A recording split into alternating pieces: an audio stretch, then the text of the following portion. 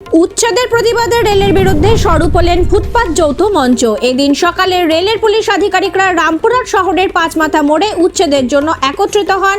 পাঁচমাথা মোড় এলাকায় বসবাসকারী রেলের ব্যবসায়ীদের উচ্ছেদের উদ্দেশ্যে। উচ্ছেদ শুরু করার আগে ব্যবসায়িক ফুটপাত মঞ্চের সদস্যদের সঙ্গে কথা বলে। সদস্যদের দাবি, রেলের যে সকল জায়গা রয়েছে সেগুলো আপনারা ঘিরে নিতে পারেন, বাকি যেটুকু জায়গা রয়েছে সেই সকল জায়গায় আমরা ব্যবসা করব, তাতে আপনাদের যা করার থাকে করতে পারেন।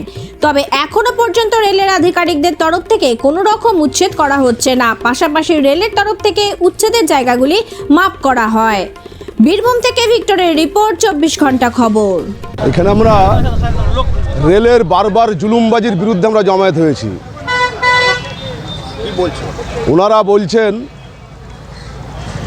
রেলের জায়গাতে ফুটপাতের ওপরে কোনো ব্যবসা করা হবে না।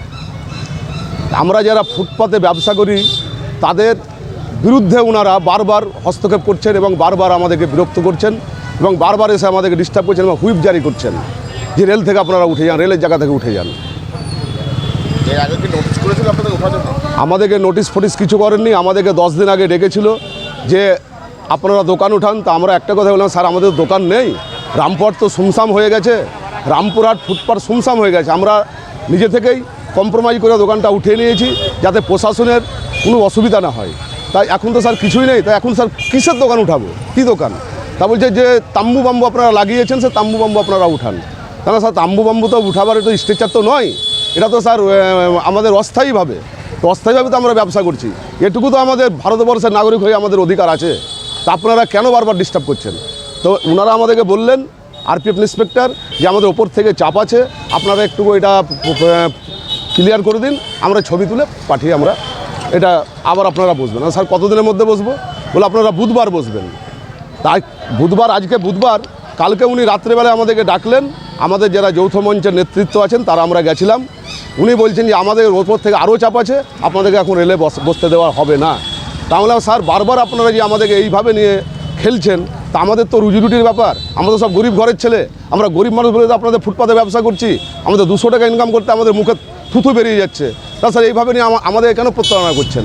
তা স্যার আপনি যদি বলেন যে না বসতে দেবো না, তাহলে স্যার আমরা বসবো, আপনি পারলে কিন্তু আপনার আটকাবেন, আমরা পারলে স্যার বসবো। আজকে কথা কী হলো? উনি আজকে এসেছিলেন ভোর 3টা থেকে উনি টহল দিচ্ছিলেন। আমরা দোকান যথারীতি যেভাবে খুলি সেভাবে খুলতে এসেছিলাম। উনি বাধা দিতে আসেন যে না দোকান খোলা হবে না। তা আমাদের বক্তব্য হচ্ছে একটাই, যে রেলের যে বিষয়টা করছেন, তা উনাকে যদি ঠিকা দিয়ে থাকে রেলমন্ত্রী, তাহলে রেলের যেটা জায়গা আছে সেটা ওয়াল দিয়ে ঘেরে নিক। ওয়াল দিয়ে ঘেরে নেওয়ার পর যেটুকু থাকবে সেটুকু আমরা বসবো। রেলের জায়গাতে আমরা বসে নেই, আমরা তখন দেখতে পাচ্ছি যে রেলের জায়গায় আমরা বসে নেই, আমরা তো ড্রেনে পরে বসে আছি। ওয়াল দিয়ে যদি ঘেরে নেয় তাহলে তো আমরা ওয়ালটা ভেঙে ভিতর দোকান করতে পারবো না। আর ফাঁকা থাকলে কিন্তু আমরা বসবো, রেলের জায়গা হোক চাই পিডাব্লিউডি জায়গা হোক, ফাঁকা থাকলে কিন্তু আমরা বসবো। তাতে বসার জন্য কেউ যদি ডিস্টার্ব করতে আসে, আমরা শেষ দেখে ছাড়বো। কী নাম আপনার, কী পদে আছে? আমার নাম টোকন শেখ, আমি যৌথ মঞ্চের একজন সদস্য।